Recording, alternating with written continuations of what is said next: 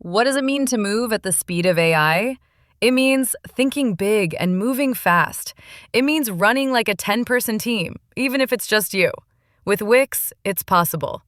Create a website that's as unique as your business. Launch a new campaign or test new ways to make more money without slowing down.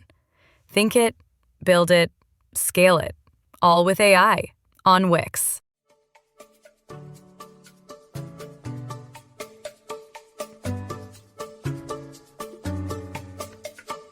Welcome to the Exit Engine Podcast, episode 62.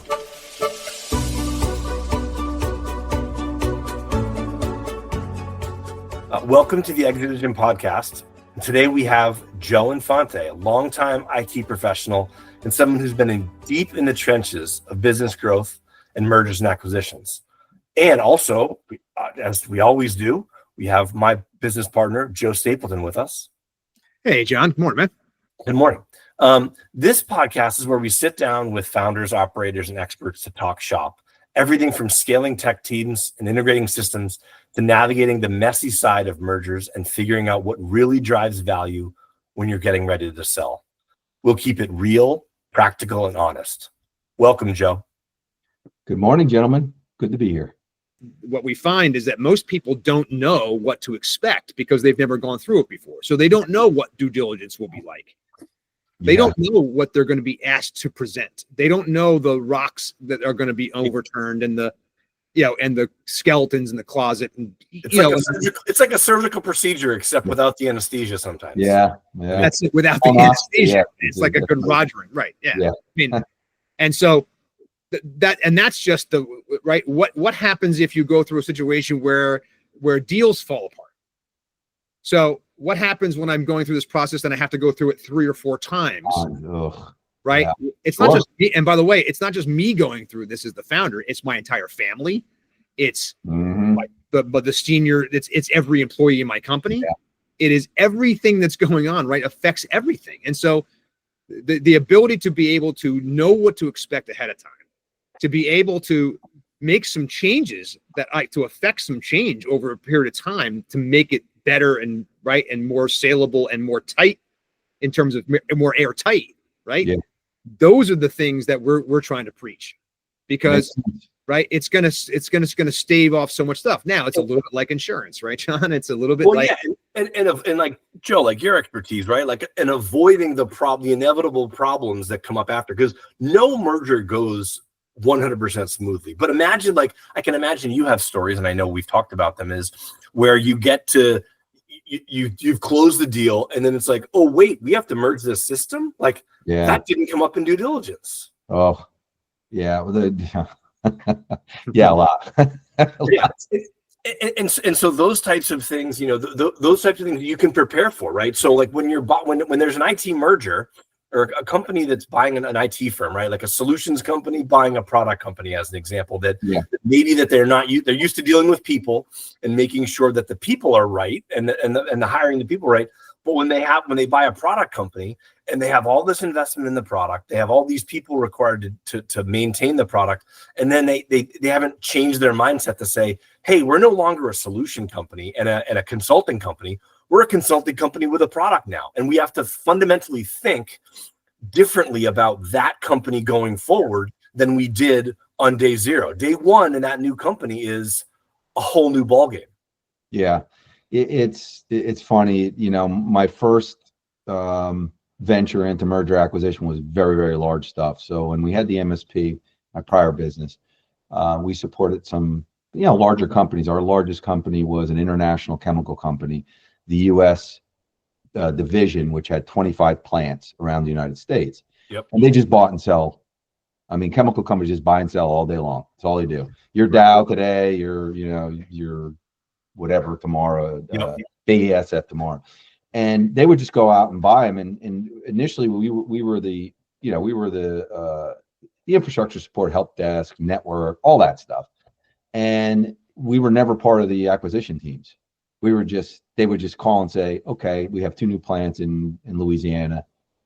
We need to, and that was back in the day when get them online. Yeah. To get them online took 4 months just to get the circuits. You know what I mean? So then we eventually talked them into, it's like, let us be on the let us be on the integration teams, and then we went out. But it was such a second thought. The business people just went in and say, what do you make here? Well, we want to sell that. And, they had the, the mindsets of, well, whatever you're doing today, just keep doing what you're doing, which in a way I learned to say that makes a lot of sense sometimes. And during acquisitions, like buy it and hold on a second. You just keep doing what you're doing. Don't mess with what's already working. We'll figure this, because that's one way to do it, is buy it and live with it. And then just send up your reports, and, we'll figure out reporting. We'll make some kind of connection.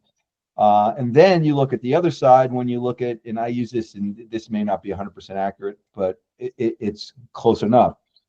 Bank of America goes by TD Bank. I don't care if you just bought all new stuff. Throw it out. I don't care if you just took it out of the box. Throw it out, because you're putting in our stuff. You know what I mean? Poof, here it is. This is the acquisition plan. We're ripping everything out. We're putting all our stuff in. End of story. And we're going to teach you how to use it, sort of. So right. There's two. Those are the two extremes that we've seen, and there's pros and cons to both.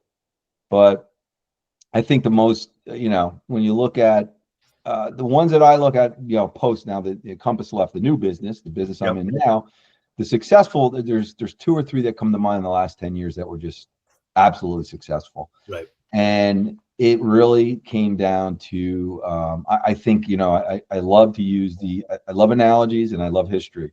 So for me, it's Art of War. Yeah. Victorious warriors win first and then go to war, right? So true. Yeah. Clarity. Plan, right? Clarity being clarity of objective, meaning, and this is all of them. I'm on the seller side, or the seller side. I'm sorry. Yep. And they knew exactly what they wanted to do, what it was going to be, what they were looking for. What they, it wasn't just, hey, I'm going for the highest bidder. That kind of, it was like, this is what we're looking for. So they had that objective. They had the parameters of what was go and no go, meaning here's the line. Yep. On this side of the line, we're good. If we're on that side of the line, it's not happening. And then they came down to the people. They understood who they really needed to have. That was a must-have, and how to keep them. They realized some of the people they may lose. They understand what the market was like, right? Meaning people market. Job market's been not good for business owners for the last, millions of years.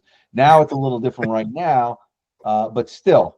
So they had that all kind of laid out, and then when they went out to message beyond the key people who they were going to tell initially, it was very confident messaging, right? Very confident. Here's what we're doing. Yep. This is what it's going to be. This is what we see. They always want to, expected their employees to stay. That was part of the, you can't guarantee that, but that's part of the plan. They were, if it's strategic enough, everybody's staying, right? So that's the ones I saw. And then it was measurable through the process. Here's what we're going to be, when this happens, transparency. These are the steps I'm going to tell you as we're going through the steps. And I seen 3 of those that were just great. Now, post, anything could happen. I'm looking now, one of them is still absolutely right on, spot on, fantastic. The other one was private equity, which was, there's a lot of horror stories there, but still going pretty well. And then, but it gets down to what you're saying, and what sort of we've been talking about is, again, it's planning, right? It's planning and communication, right? Like if you treat this like a project, and I hate to come back to this because we've talked about it recently, but yeah, what's the objective? Yep.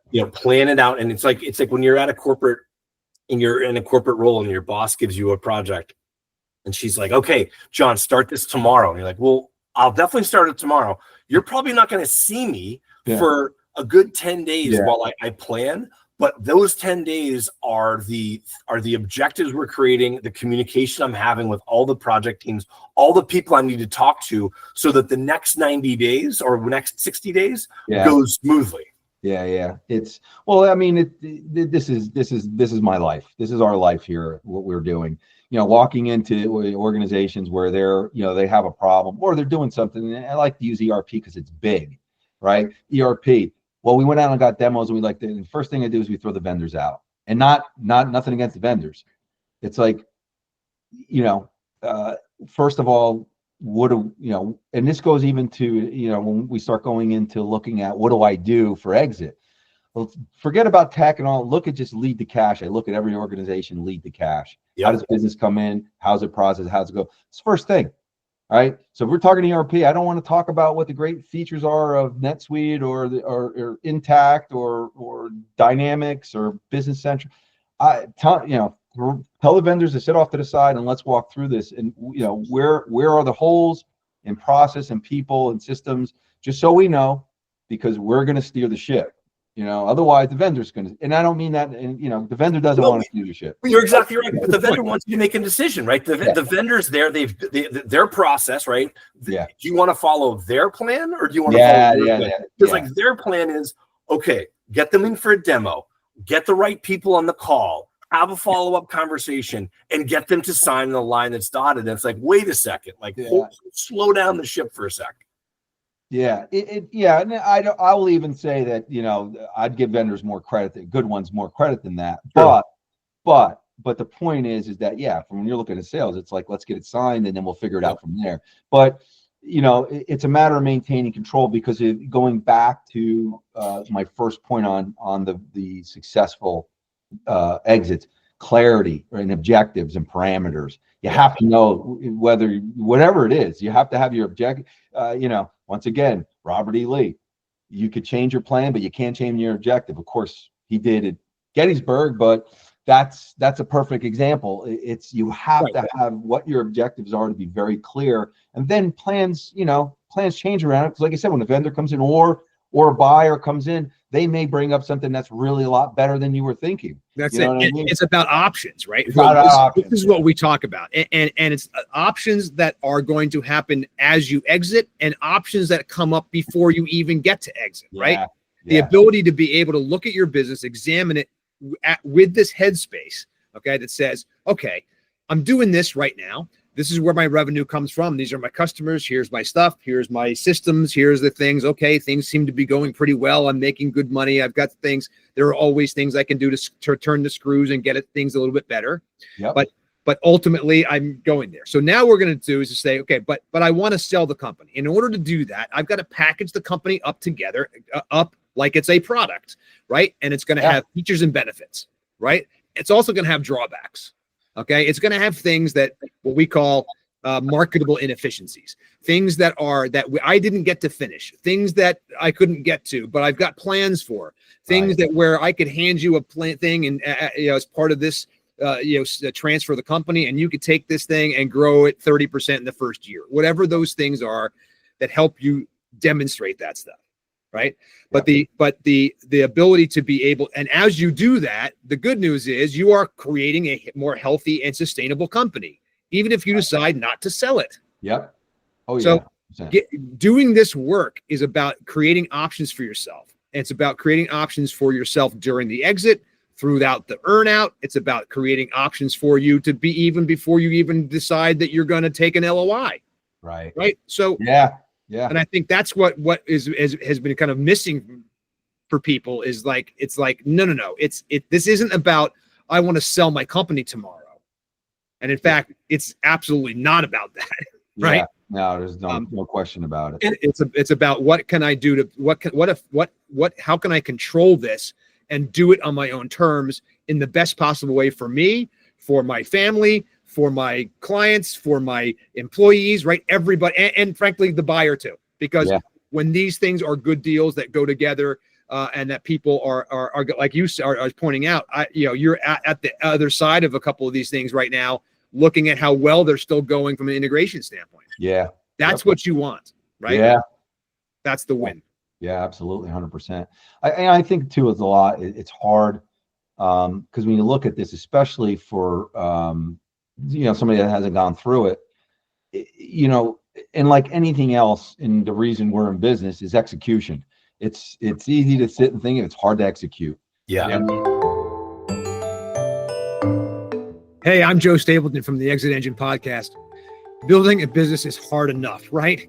Planning your exit shouldn't feel like another lonely, confusing project you have to figure out on your own.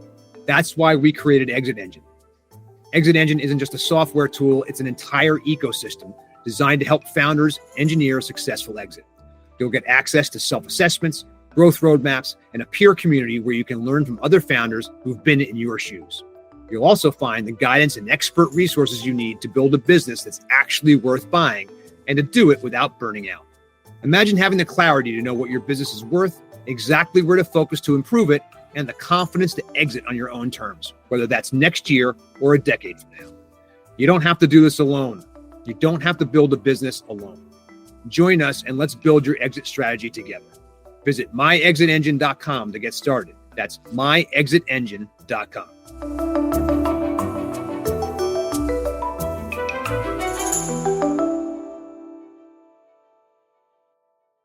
Yeah. I mean, very few people or very few, is good at execution. And I think that you kind of get wrapped up in, where do I start?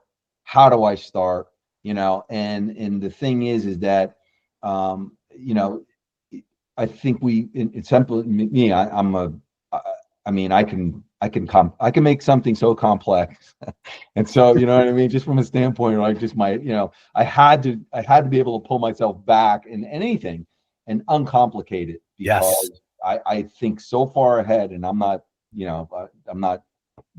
trying to be smarter than I am. But my point is I look so far down the road of all the things that could happen, it'd drive you crazy. So you have to kind of figure out where to start. And I think that's a big problem for a lot of people. Like, it's so daunting. Where do I begin with all this stuff? Well, let's go there. So let's say you get a call from a referral from a client that worked with you, Joe. Like, how does that first meeting look like? Right? They've signed the contract with you. They've engaged your services, and whatever you pitch them, what does that first meeting look like with the founder that needs to prepare their business for sale? What are you going over? What are you covering? So, typically if I'm brought in, it's typically brought in through a third party, not that I'm still working with with the founder. So I do have kind of an idea what's going on, but if I didn't, it's really kind of understanding the culture of the company and, just it's listening, like always, listening what's going on. But the thing I would sit there and say is that, more than anything else, it's always, I'm just going to go back to lead to cash, because I look at everything lead to cash, and then HR is kind of its own thing too, but try to understand what's going on in business lead to cash, and just look at it almost like an ERP project, right? Well, we're touching everything. Everything's touching here. So now we need to understand how your business operates. But I think from a standpoint is really looking, because a lot of times it's always, I want to say emergency, because I'll be honest with you, a lot of the engagements we're going in were interim, meaning the CIO or the head IT person was like, I'm out of here. Right. Because maybe they weren't vested, maybe something went wrong. So now we're keeping the ship floating, and we're also getting ready for due diligence. So it's a little bit different, but it's the advice is the same. Complexity and impact evaluation. So when you look at all the processes, what's the highest impact evaluation? Well, anything the founder is tied to, right? So if they're the rainmaker, which I don't want to say it has anything to do with IT, it doesn't, but if they're the rainmaker and they're the founder, that's a problem. If it's a tech platform and they're the lead developer or architect, that's a problem. So I always start to look at, where I would start. If everything else is even, it's lead to cash. Let's go down the line. Let's just see people, process, systems, right? It's as simple as that. Here's a function. It's AP. Who's doing it? What systems are they using? Is it manual? Whatever. Lay it out. If there's emergencies, then it's impact evaluation and complexity, right? So an architect of a tech platform, that's complex. Right. Right. To your point, it's like in a sales, it's in a consulting company. If the founder's making all the sales, that's a problem. If the founders built the whole platform, that's a problem. That's a problem. Yeah. So you got to look at those things first, but all else is just going right down the line of, let's look at how you're, from a tech standpoint, you're, lead to cash of systems, sure, people, processes. And you're really, as you said before, it's like you're you're meeting with the people, you're documenting the process, making sure you understand everything, and you're also you have to be comfortable with certain things, right? Like you realize that there will be breakage, right? And by breakage, I mean what's going to happen if we lose this person? Is it going to be catastrophic? And if it's going to be catastrophic, you probably want to tie that person up. If you lose this person, you can deal. Well, you can deal. So here's a great story about that I just literally just heard a few minutes ago, and I don't think you'll mind me telling it. So another advisory partner of ours was talking about how he was working with a couple of founders who exited, and the story that they told was they had this one. There was an IT company. They had one engineer, and again, key people were part of the deal, and this guy staying was a major part of the deal. Okay, and so what they said was, when we do the integration, all these people are going to have to come to this office, right? So this head engineer, this guy that was a critical piece of making this whole thing happen, was like, yeah, I don't want to go to that office. And they were like, but you have to go to the office because that's the thing. He's like, I don't want to go to the office. I got to go over the bridge. I got to go over the bridge. I got to go through the tunnel. I got to take the train. I don't want to do that. I don't have a car. It's 15 more minutes out of my way. Whatever. I'm not going to do that. Yep. So the two founders, who are obviously dying to have this exit happen, right, go to this guy and they're like, look, we'll buy you a car. Okay. Totally reasonable. Like, right. It gets better. They buy them a car. He gets the car. The deal goes through, the whole thing. Right. Years later, they're telling the story. Right. And the one partner goes to the other. Oh, by the way, I didn't even know if I told you this. I had to spend 3 weeks teaching him how to drive. Yeah. So, I mean, but this is what you will need to go through. Okay. In order to get that one key person to stay. And they got off relatively easy because you're right. People will be like, no, I'm not going there. And there's nothing you can make me. Right. And that entire deal rested on that one guy. Wow. Yeah. It's not uncommon. Well, with regard to like due diligence, Joe, like, so when you're preparing and helping to prepare a company for sale and documenting the IT systems, like when you go through due diligence, like what are you preparing for a company if the primary product is a tech product, right? It's an IT services company or they have IT services or products. Yeah. What are you doing and what are you providing, like, before you even know about due diligence, based on your experience? What are you getting ready so that, like, it makes that process sort of go smoothly? Wow.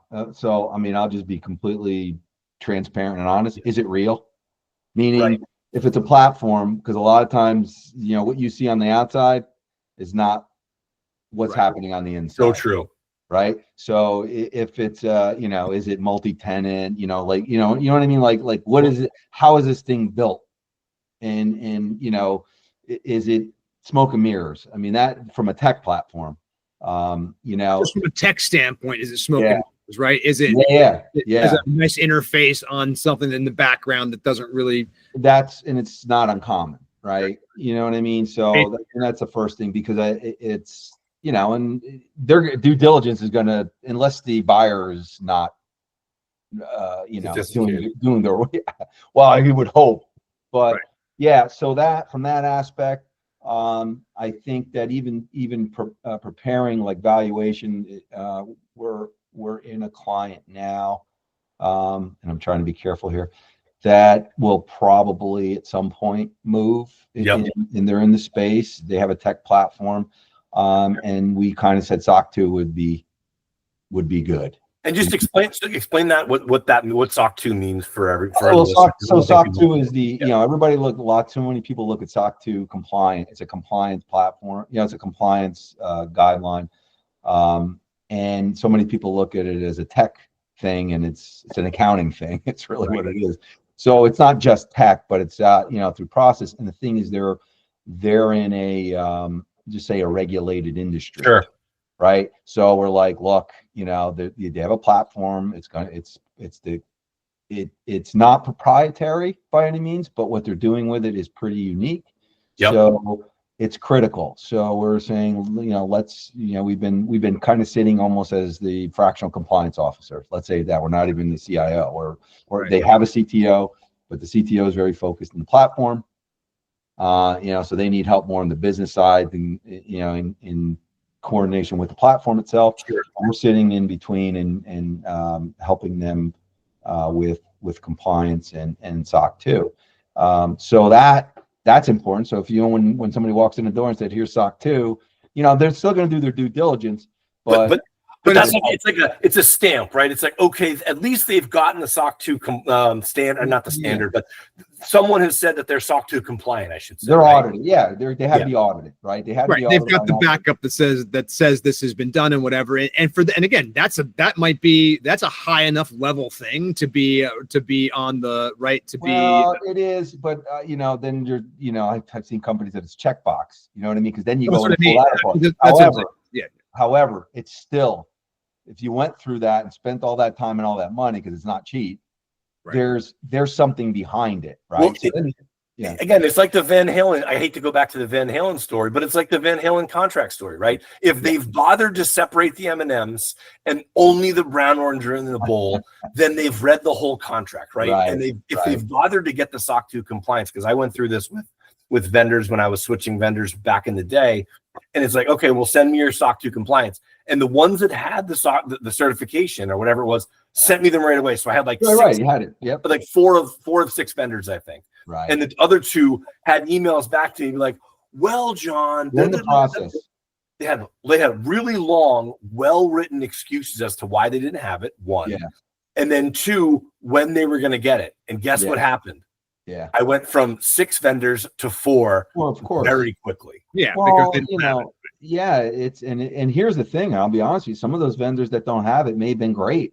You know what I mean? Mm-hmm. But the thing is that, when you're looking at this stuff, and especially if you're going to go out for acquisition or sale or something, it's like you gotta dot the I's and cross the T's, and you can't be screwing around.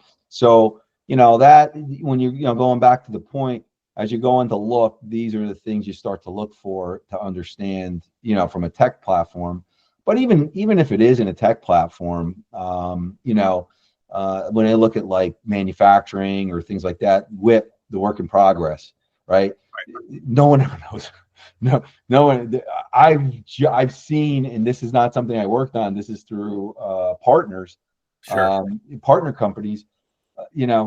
Where the company acquired another service company, and then when they went through everything, it's like the work in progress is completely a lie. It wasn't real, and it was based on a lot of money. You know what I mean? And now actually there's triggers for that. But the point is, if you're on the due diligence side of the acquisition, the buyer, you're going to be very, very careful if you're smart on things that are. You verify that are real. Right. It's work in progress. Really? It's work in progress? Okay, show me the contracts. Show me where you're at. You know what I mean? So understanding and having that, and being able to show that, it helps valuation. Because if you can't, then, even if it's real and you can't show that it's real, then it's not real, right? If then you're going to be bogging things down, and then all of a sudden timelines delay. Then the buyer's like, these guys, you know what I mean? Like, yeah. And if they have, especially when they have other options, and I think that's where, again, keep in mind that very few people are in a vacuum. Okay, I mean, there are a couple of times we've seen it, right, John? A couple of times where someone just needs to buy one specific company, and it's the only solution there is. But that's the exception that proves the rule, right, Joe? I mean, yeah. Exactly. And also, I've seen them that they're going to buy it no matter what. Yeah, like bad deal, doesn't matter. It's like maybe somebody, and it's a real story of a trust fund person, right, that was just buying something that wasn't worth the paper it was printed on, but they're going to do it, and they're going to integrate it, and they're going to, you know what I mean? And you're like, right, that's a deal, you know what I mean? And that's the kind of stuff that we talk about, how, right, where luck is not a strategy, right? No. So this is not the kind of thing, right? So what we're preaching here, right, is just the fact that it's a matter of just, you need to have a plan here, and you need to be able to start by knowing yourself. right? Know thyself, Socrates. There you go. There's an analogy That's for you. it, exactly. And I'm talking about the founder knowing themselves. Yeah, 100%. Company and knowing the company.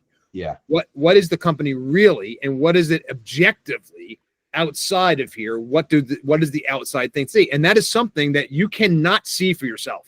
Nope.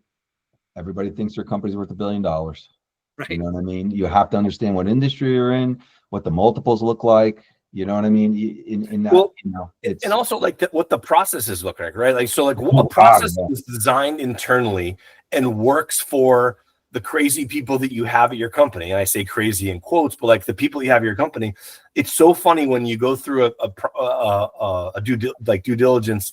And I've gone through due diligence with some people, and I got the process documents. They were perfectly documented. It was a perfectly documented crazy process, right? So we had all the they had all the documentation. I understood all the documentation. It was clearly written. It was clearly laid out. yeah. But my goodness, the way that they did it, it's like going to California via Mongolia. And you're like, what are we doing here, folks? Yeah. So when I look at when I talk to, and know thyself is a perfect example. Matter of fact, I got to look at this. So just give me a second, because I don't want to get this wrong. Yeah. I'm sitting with a CFO roundtable tomorrow, and they asked me to do a presentation on, why things kind of go off the rails, and why things are always disparate. Systems, I can't get information out, and knowing thyself and looking at an organization. When I look at when things are misaligned between business and tech, it's one of three reasons, almost always. Not always, but almost always. One, it's down in the weeds, where they have this great technical person or people who get everything done, but it's not strategic. It's just, it's MASH 4077. Pack them up, get them out. You know what I mean? There's no, Then you have the middle one where they're not spending. Tech is just about the cost.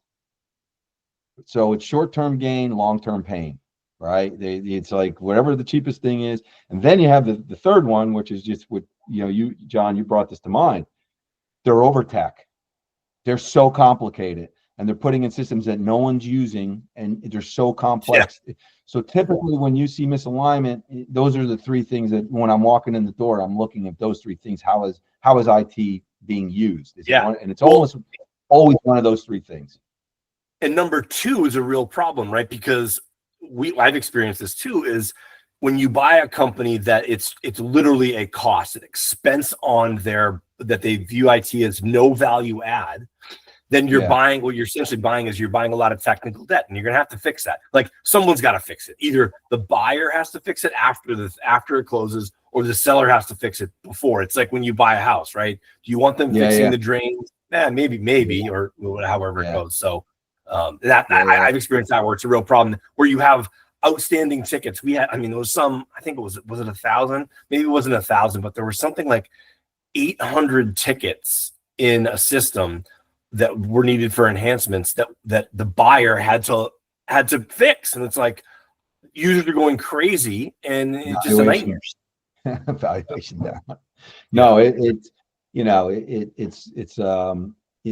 very common. And I think that the hardest thing is for the seller to really look, the founder or founders to look and say, well, really, this is where we're at. This is what it is, and this is what it isn't. And it's very, very difficult when you have your baby. I'd say my baby's ugly. Right, exactly. I don't want it. Nobody wants the baby to be. Nobody ugly. wants my baby, or but. When you meet people at that stage, okay, and where they are kind of like that, what is the best way that you found to be able to get people to kind of start to step? Maybe you can't. Maybe you can't, but put aside that if I can't, right. The idea is to try. How do you get people to reflect that way? How do you get people to step back and go, okay, I see. Yeah, I need to examine this for real. So I think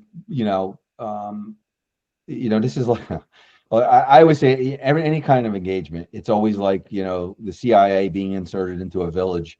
You know what I mean? You got to go in there. you got to dig a couple wells, you got to patch up a couple goats, you know what I mean? You got to see what's going on. So you got to kind of empathize with who you're working with. But I think that showing them, like, I don't want to say industry standard, because industry standard wasn't, always accurate, but I think comparatively, comparison, say, hey, look, this is where we're at. This is industry standard. You know what I mean? Like, kind of give them comparisons, and this is what valuation does for, when you're not at a certain level. So I think that if taking the fact that they'll at least listen, objectivity, taking subjectivity out of everything, that's the problem. Everything's so subjective. The whole idea is to make things as most objective as possible. So that, I think that is a message, or mission. I don't say mission number one, but it's a top priority, is that whatever we're doing, we're making it as objective as possible. This is automated. This is completely manual. This isn't the, you know what I mean? And like, hey, going back to prioritizing and all that complexity, there's certain things you're going to be like, hey, we can make this look a lot better. Sometimes little things make big, what I mean? Big improvements. Yeah. So you sit there and, you figure all that stuff out. But I think getting to objectivity and being able to compare things and show them where in their industry or, and not being in sales mode, right? The way I interpret what you're saying is they're not in sales mode in due diligence. Excuse me. They're in explanation mode, right? They're in honesty. They're giving objective responses. They're answering the questions honestly. And I find, like, when I've counseled people about this, it's like, look, if this thing is manual, if this thing is automated, say so. Because it's like Joe said, some of those things they're AI experts. The company that's buying you, they don't care, has automated everything, right? They just want to know what the work is ahead of them, so they can either alter the valuation down, right? Because they never alter. In all my experience, they've never altered the valuation up during due diligence. Maybe it'll happen. Maybe I'll get my hair back. You never know. Yeah. But those things just don't happen. But if you're honest, then they can plan honestly what they need to do post integration and what they're going to pay for the company. Yes, it might impact you materially that you might not get that money, but it'll also set expectations along the way of A, what we're buying, and B, what do we need to do to make this real. But I'll take it one step further, right? Which is to say, okay, if I learn this stuff before I've got a buyer sitting there, okay, I have the chance to affect it. I can change it. I can make it, I can automate it so it isn't that way, because will that make a big difference? Yes, that will make a huge difference in the eyes of the buyer if that one thing was automated. And so tell me the truth. You can tell them that you've done the sales portion, right? You've sold the company, or you're in the process of selling the company. Tell me the truth so we can alter things, right? Like maybe spend down those tickets, maybe make the enhancement you have. They're going to find, I mean, it's like taking your car and trading your car. If the oil pan's leaking, you don't say, they're going to know it. And they may not care, like, it's a gasket. I'll fix that in an hour. You know what I mean? But trying to hide it's not going to help. Trying to hide it is you can't hide it, So I agree. And it also goes back to the very beginning, which the first thing we talked about is clarity of objective. If you know who you're selling or trying to sell to, you're probably going to understand what they're buying it for. And you will have some understanding of prioritizing, hey, look, AP, paper invoices is going to be a problem for these guys, or it's not going to be a problem for these guys, you know what I mean? You're going to know that, because they forget it. They got a whole AP system. There's not going to be, I'm not wasting any time on this. I'm just going to tell them we're paper invoices, you know? So, but Joe, I would argue too that it's the looking at that stuff before there's ever an LOI in existence. Oh no, that's what I'm saying is that 100%. So I don't want to say, your objectivity or your objective is you kind of know who you're looking for in the buyer. Doesn't mean that that's what it's going to be, but you at least have some idea. So naturally, if you're thinking that far ahead, which very few people are, I think, that's why you have the exit engine. Right. If you are, you'll have all that stuff tied up before you're ready to go. You know what I mean? But if you're not, then then you have to be a little bit more selective on going back to prioritization of and impact, the valuation and complexity. And I think that's the key thing to know, is that you are, if when you get to a point at which there's a buyer there, even if you're able to adjust something at that point, and again, what are you going to adjust? You're going to suddenly go, okay, we'll wait and put this on hold until we automate this thing. Yeah. Right. Maybe not. But the reality is, again, all it's going to do probably result in a decrease in valuation, right? So that fine, the buyer will take that on. Thank you very much, but I'm going to decrease what I'm paying you, right? In order to do that, the ability to be able to think about those things and what those things might be in a way in which, look, if it's a strategic buyer that comes along, then we want to look like this. If it's a PE firm that's going to come along, we want to look like this. And by the way, I've got both those versions. Yeah, right? That's right. Because I can show who is it? Oh, they get this one because this one talks about X, Y, and Z, or whatever. And when I talk about sales mode, or John talks about like being in sales mode, to me, that is the job of the broker or whoever is actually selling the company. Right now, you're at a point where you're going to go out and talk about this in a certain way to a certain audience. You're going to go out to another audience and potentially talk about it in this way. Yeah. Right. But you can't do any of that until you've figured out what those ways are. And you can't do that until you've gone through until you've looked at yourself as objectively as possible. And decided, this is what I'm good at. This is what we're not. It's okay that we're not. We can get better at this piece of this in the next 2 years.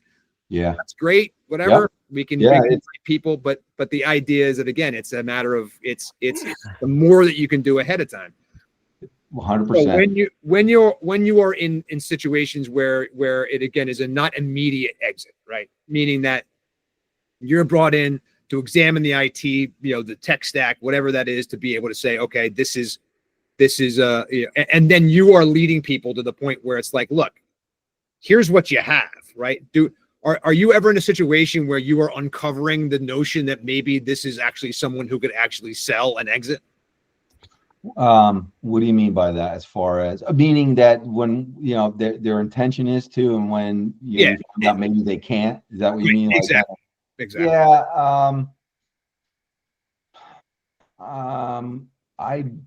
I don't think we haven't personally been in a situation like that where they can't. Right. It's just a matter of what we just talked about, what degree and what and what the price needs to get done so they can get there. Right. Yeah, you know what I mean? And then, prioritization, definitely. But this is more priority. This is way more important. The ones that they even had the clear vision had, like you said, nothing's perfect. You're not going to have everything. Right. So the idea is, what's the most important? Well, we know we're targeting, for buyers, this is what we're looking for. Here's the objectives. Here's our goals. Here's our red line. Yeah. What do we got to prepare for? So we're on this side of the red line as much as we can. Right. And I think, that more than anything else, but it's never 100% that, you get everything. No, absolutely right. Exactly. And of course, the key to any of this is to be able to, again, to be able to take that kind of control, to be able to get as close to everything as you can. Right. And it also starts out with knowing what everything is. Yeah. So one of the things that we counsel people on too, right, I'm sure that you do, is like, what do you want in the deal? What are the terms that you want to have that matter to you? Money is only one of them, right? Of course. Yeah. And it depends. I've seen a pure money. I want to say pure money play, but money was the most important thing, or money's always important. I think it's almost always what's going to happen with the staff. Yep. Because anybody that's, most, especially founders to the ground up, no one does this without people. And you want, you want to make sure that your people are okay. That's a big one. And then it's kind of weird, but I even in one of these, I've seen it was a culture play. It's so weird, but the buyer purchased based on the culture of the seller, right? Really? Yeah. This is a matter of fact. It might even get these guys over to you at some point here as a story. But they're in the same industry. It's kind of a roll up where, it's almost like, the garbage industry and it's not the garbage industry where it's like, you have a garbage route and then, they're just sucking up more smaller garbage companies. Right. They could buy any garbage company. Just going to go out and look. But they like this one because the culture of the company is, more outstanding and something they've never seen before, and they want to implement it in their company. So they're going to buy it anyway because it fits their model. So they could have bought 3 other same type of companies, but they're going after this one now, and they want it. And the team that stood on, the entire team stood on really, but a lot of the executives stayed to help build the culture of the bigger company, which I thought was very unique. So it is unique because that's one of the things. It's working right now too. So. Well, it's the exact opposite of like, the Bank of America analogy used before. It's like, Bank of America is buying Valley Bank or whatever else we have out in New Jersey. It's like, we're gonna change the signs and we're gonna implement the systems and we're gonna do this. It's like, no, they're just becoming an extension of Bank of America. They're just rolling up. No, I'm saying it was behind the culture. Like, again, how do you measure that? Like, again, people become super important when you're buying. When you're trying to obtain the culture of a company that you're buying, right? Oh yeah, and I want let's be realistic. It's like it's not just because there's a fish tank and a pool table or anything like that. Because that's right.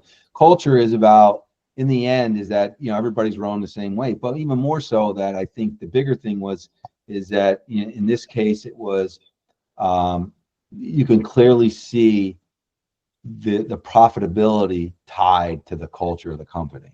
Got it. It was clear and visible, like what they were doing transitioned into, and they were doing the same business as the bigger company. Right. So it's like, well, if there's this small, not that they were small, but they were smaller, and they're getting way more production.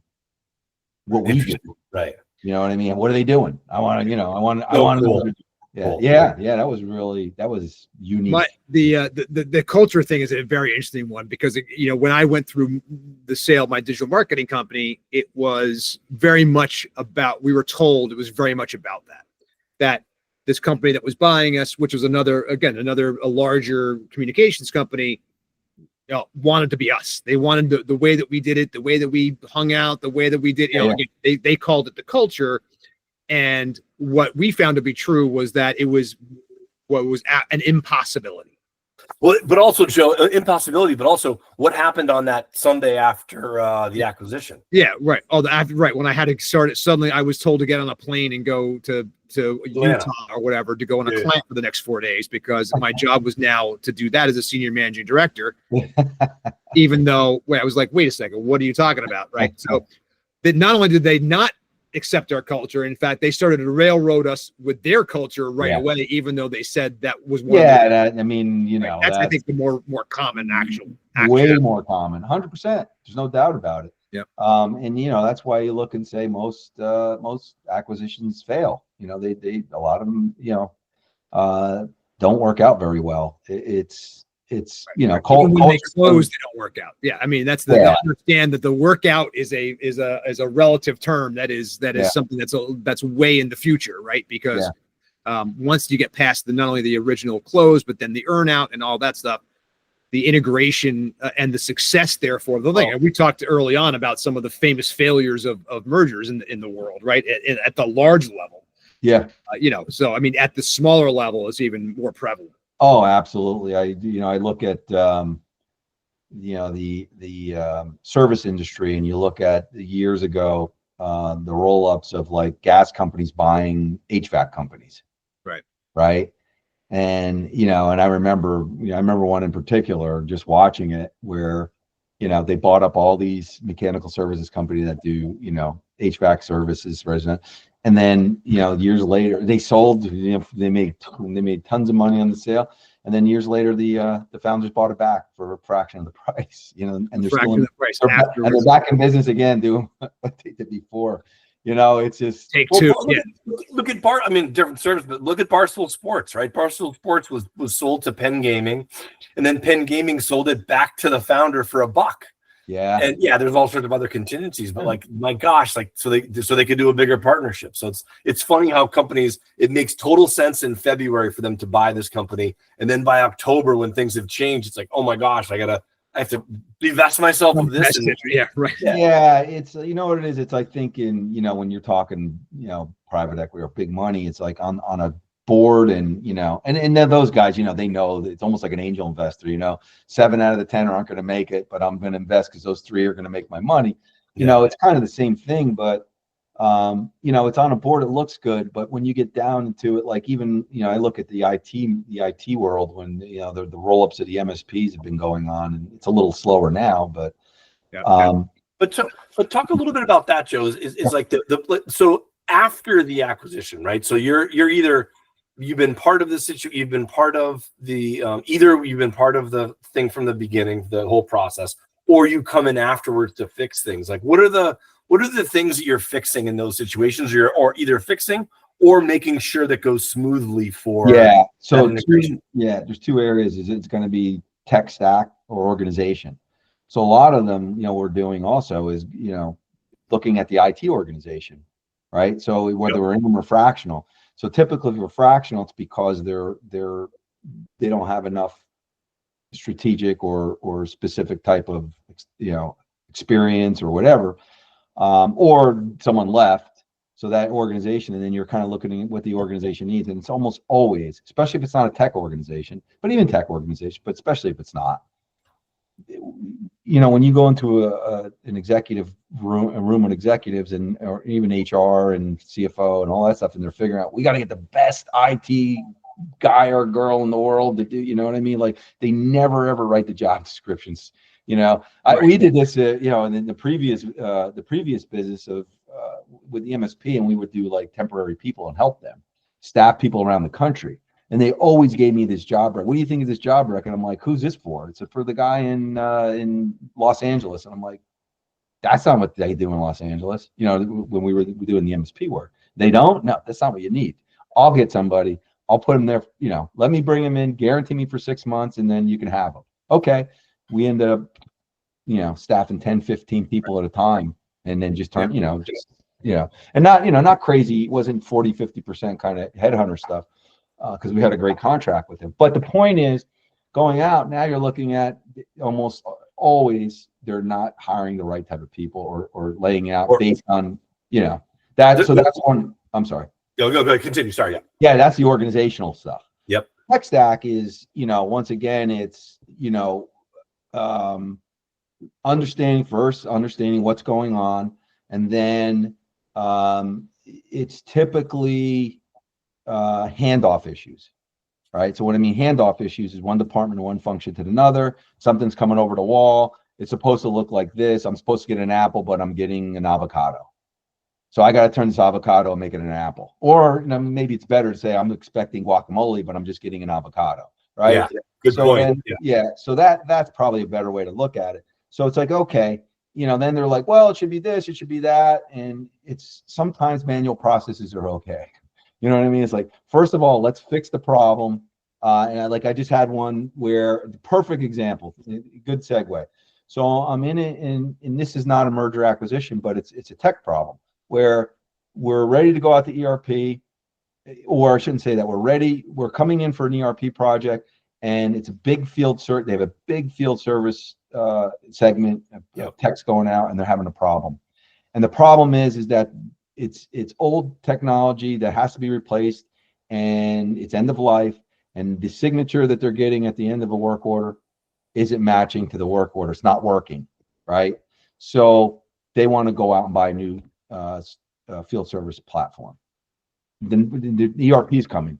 So I'm like, you know, the company they brought in on the demo says, oh no, you can integrate it to ERP, don't worry about it. And I came in the door and I threw those guys out, and I said, hold on a second, what's the problem?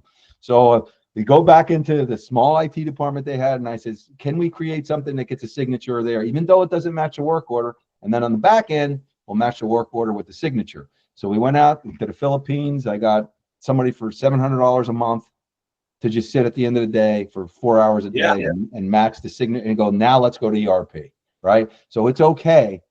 You know, let's fix the problem first, and then look at the or identify the problem, right? Because you identify the problem. Yeah, you know what I mean? They all want to go out and fix it, or they spend more money, or it's like, and a lot of times the problems aren't even that complex. They're just people problems. Actually, everything's a people problem. I'll be honest. Well, it's so funny. We had a similar type of problem where a file, like one system wasn't talking to the other system, so everyone that was being removed, like they left the firm or they left the real estate brokerage, was being reactivated was being deactivated at 11 o'clock at night and was being reactivated at 5 a.m. in the morning. And so and it was a problem that had been persistent for literally years. We did exactly what you said. We sat down and said, what exactly is the problem? Be like, oh, well, no one's taking the file that's emailed to this email address that no one looks at and emailing it to this other email address to fix things. And it's like, okay, well, let's change the time of these things. And you would have thought that, and I don't want to say I came up with the solution, but I didn't, because I didn't. But like a colleague of mine did. It was like, will that really work? Like, it was such a simple solution, and she identified it, and shout out to Josephine right now. But like, she did that, and it was like like everything changed after that. Everything, the team started talking better once someone identified the solution, and people were proactively helping, so that no one would get these phone calls anymore being like, hey, this person left the firm. It was amazing.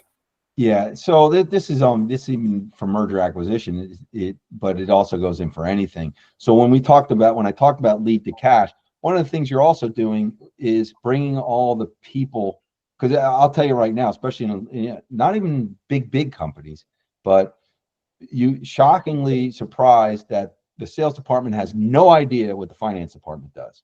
Right. So when the sales department is not putting in the ship to, bill to, contact address, which could be 3 different places in the CRM. And now it's over, and it's like, and every week, and it's just simple stuff. So a lot of times as we're doing these projects or whatever it is, it's making sure once we have that, and whatever this is, everybody understands what everybody does at a high level and where the problems are. Because more than not, people don't want to be sticks in the mud, and they want to be helpful. Almost always. And if they're not, these are good exercises to find out the people that are a problem, right? This goes in whether it's you're doing, I'll use ERP, like I said, because it's massive, or buy sell. You know what I mean? You start to see who the sticks in the mud are by laying the whole thing out and saying, yep, is this what we do? Is this basically what we do? Always at a high level first, right? You don't have to get crazy. And that's going back to, where do you start? High level, right? Lead to cash. Here's AP. There's 2 people in it. They do these 3 things. These 2 things are manual, and here's why it's manual. And it's like, oh, well, I could, if I do this, that won't be manual anymore. Exactly. So that's always critical. And in the fact that for the founders to really understand what almost always, especially in the bigger companies, and when I say bigger, it doesn't even have to, I'm not talking 500 or $1 billion companies. It could be a $50 million company. I guarantee the founder doesn't know what's going on. Yes. And if they do, then their valuation is going to be really low because they're doing everything. Too close to it. But if I had $1, which I almost do, for every time a founder told me they know exactly what's happening when I go to start the due diligence, I know what goes on there. Now they know the business, they know the industry, but every time you go down, it's almost like that game in school where it's like, I go to the COO or the vice president of operations, and like, well, the CEO says it's this, and it's where you get this report. And so he pushes a button, he gets a report. Goes, yeah. Well, yeah. There's a couple. That report starts at like this exact thing happened. That report starts at 6 o'clock the previous night, and like the CEO, the look, and I was in the room when the CEO did this, and he's like, "What?" He's like, "I thought that was all done in the morning," and we're like. Nope. We'll get it done in the morning, but like we brought in all these automation things so that he could start it in the morning. But like he had no idea that it was a 12-hour process of running all these things, and he couldn't generate the report that he wanted needed 12 hours to run because it had to pull 19 different things. But the look on his face was, oh, I just thought that was run at 7:30 in the morning. Like, oh, no. Well, it even gets worse than that, because as you go down the line, especially in this situation, everybody that went down the line all the way down to the shipping dock had, but except for this. So now it was 14 exceptions. Yes. So now when they're like, Yeah. now you're going to go sell, it's like, well, guess what? This isn't what you think it is. You know, no, we got all this stuff done. It's great. And if you lose one of those people that's doing the exceptions, right? You lose the person who's formatting the Excel spreadsheet to send into whoever. Bye. See you later on the.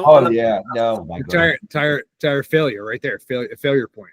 Right. Well, that's the other thing too, is that, you know, even when you talk and you know, I'm going to ruin another podcast, but this is the same thing for AI. You know, was it MIT 95% AI implementations are failing? They're failing, you know, not because AI doesn't work. I mean, it still has its issues. It's because of process. You can't. All AI is going to do is speed up your problems, right? That's all. It's only as good as what you feed it, right? And so it's going to feed it. It's going to make a glaring thing that you have big problems. You know what I mean? So it's the same thing here for sale, is that these doing this exercise of looking at everything is going to show you where your problems are at. Yes. You know, and it's almost a must for unfortunately, like I said, a lot of times when we come in to project work, it's already, we already bought NetSuite, or it's like, you know, and I'm not saying that that's bad. It's just like, you know, you don't know what the solution is yet. So how can you solve the solution? You know what the problem is, right? You know what the problem is. You identified the problem incorrectly, and NetSuite was a solution. That's a problem, right? Yeah, a lot of times, and most of the time, that's what, you know. But yeah, so that I think it's critical to get you know, into the mindset as an owner or founder, especially if you want to get out of, you know, if you're critical to a component, you've got to get a lay of the land, and the best way to do that is kind of just, you know, it doesn't have to be Six Sigma lean process.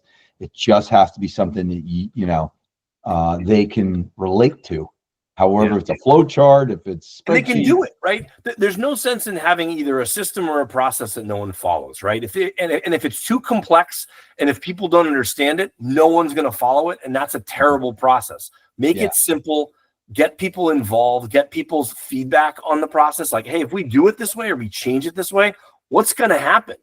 I had a guy that worked for me that would tell me, and like vendors, and I talk to these people all the time still. It's like, hey man, you help me miss you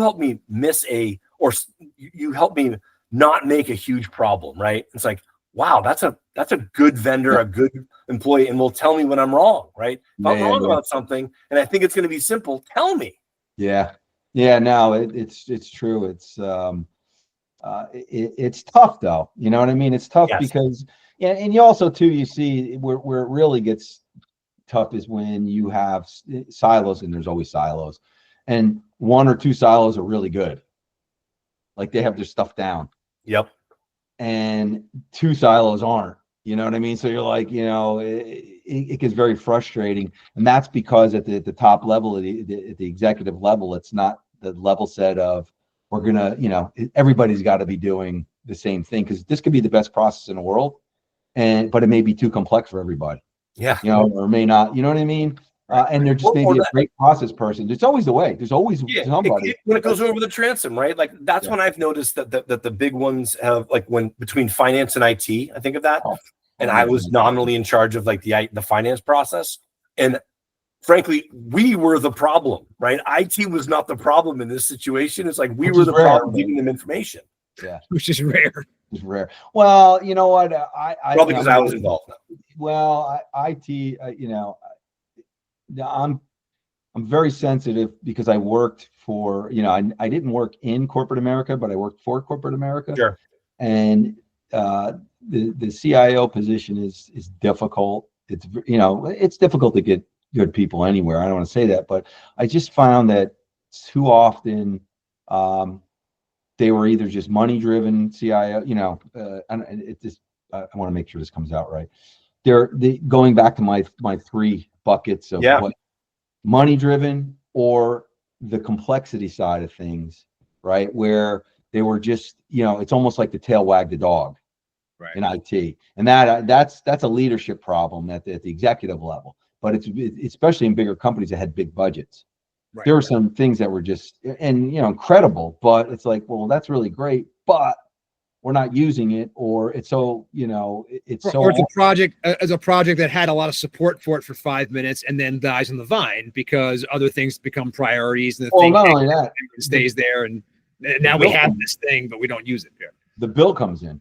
Yeah. You know what I mean? That's the most, when I look at Overtech, it's like, do you go in there and you sit down and you're like, we're going to be able to do all this stuff and all it, and they, you know, they believe it, but they're not really integrated into the business part. Like, in other words, for this to work, the I don't know, the chemical processors or the forklift driver or, you know, whatever it is, has to do these things. And guess what they're doing right now? They're putting it on a grease board on the, you know what I mean? They don't even have a computer right now. Yeah. You know what I mean? So that's okay if you're going to sit there and say, we're going to do that. But this is, you know, we have to account for that.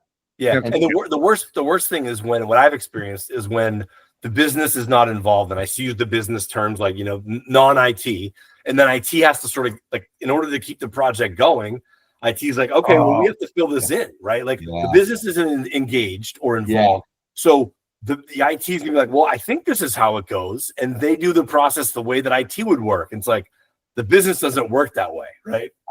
I'll tell you what, the one of the biggest examples of that I saw was back in the MSP days, in, you know, same client over in Europe. They were rolling out SAP, and prior to this point, all the zones were on their own ERP systems and everything, and now they're rolling out a global ERP, and SAP naturally was the one big SAP. So anyway, they're in cutover, and we're not out, you know, we're infrastructure, network, and all that stuff. So we're making sure everything's talking. Anyway, they want to cut over for the United States, and December 24th.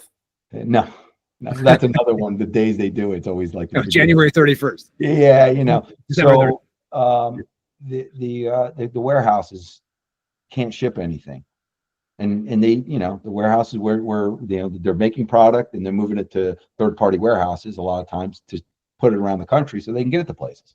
Can't ship the thing. Why not? Well, the warehouses aren't on SAP. Why aren't they? Well, in Europe, they own the warehouses in Europe, but over here we do third-party warehouse. So they never even thought about how they were going to.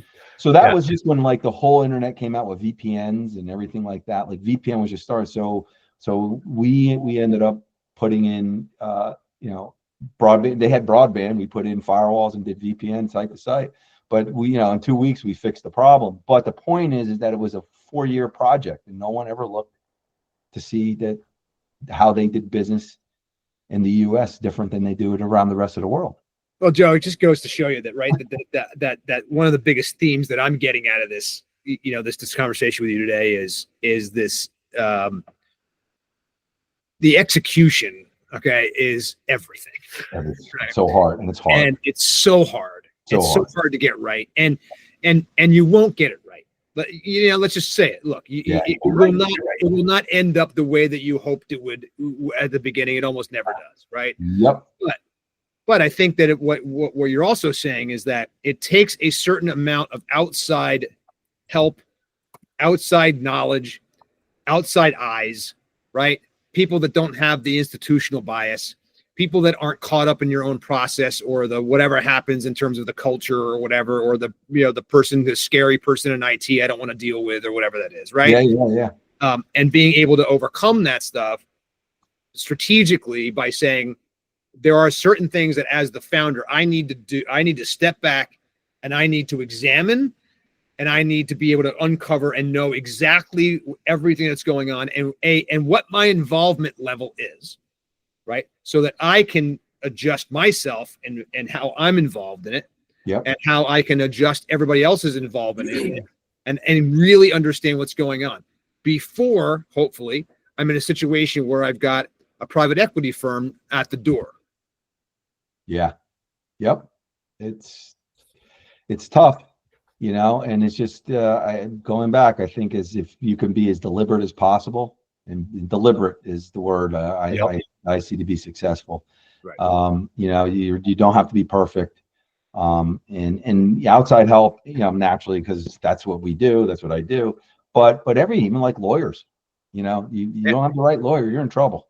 Yeah. You know, if you don't have the right legal team, you're in big trouble. That's true. Well, Joe, we appreciate you talking to you today, and thank you so much for being generous with your time. Thank you.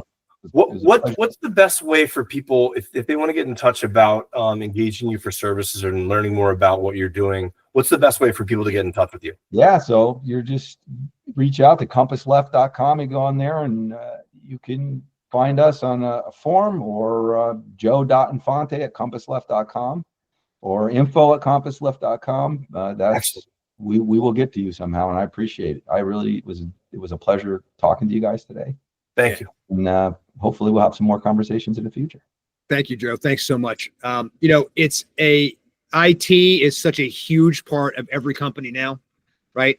Every single company has some kind of tech stack on some level. You may not have a CTO, you may not have a CIO yet, right? But you're going to have some kind of tech stack, some kind of off the shelf, whether it's just your website, right? Whether it's you've got a CRM, you've got some kind of technology back there and whatever, right? That is guiding these things. And so when you are, and that will be a large part of what the ostensible buyer will be looking at when they're examining your company for sale.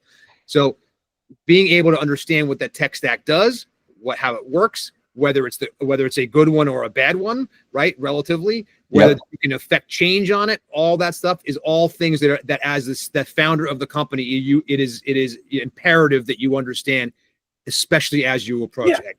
And also, it's not going to be right. The chances that you buy a company that uses all the same vendors as you is impossible, right?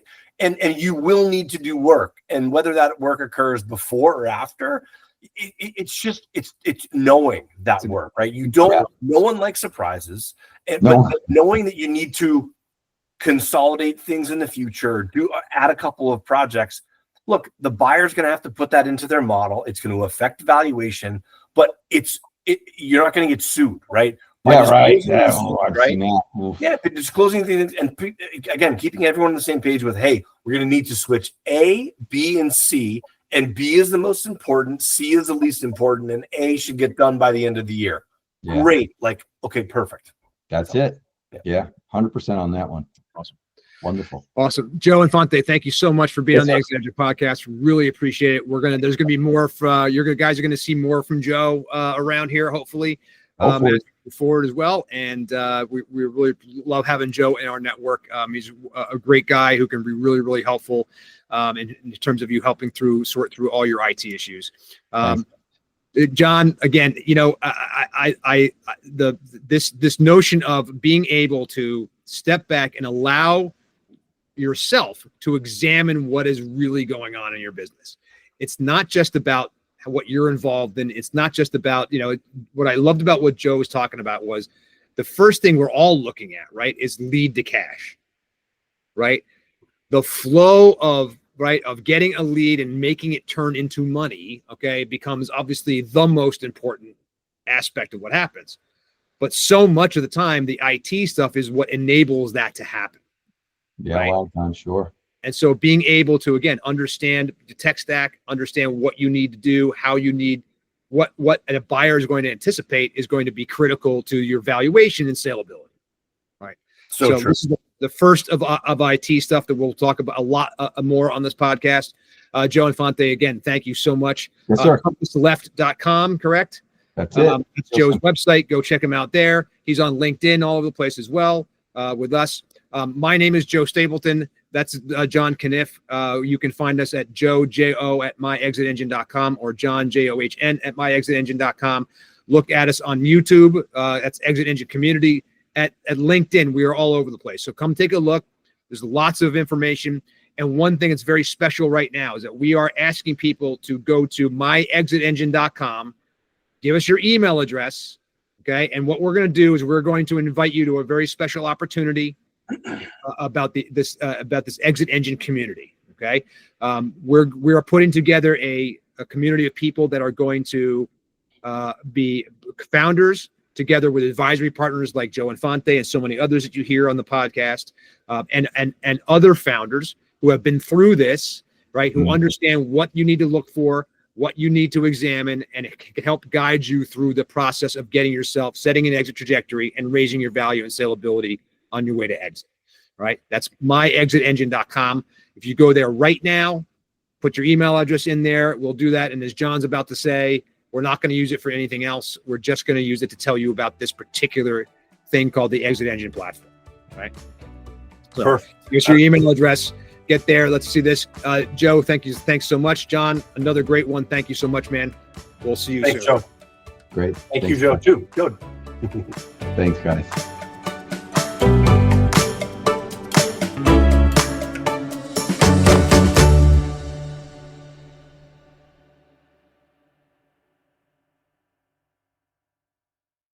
No one knows your business better than you.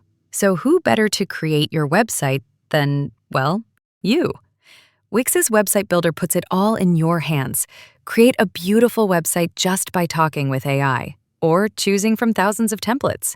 Customize every detail with simple drag and drop tools and get everything you need to start running business your way. Build more, think bigger, and do it all yourself on Wix.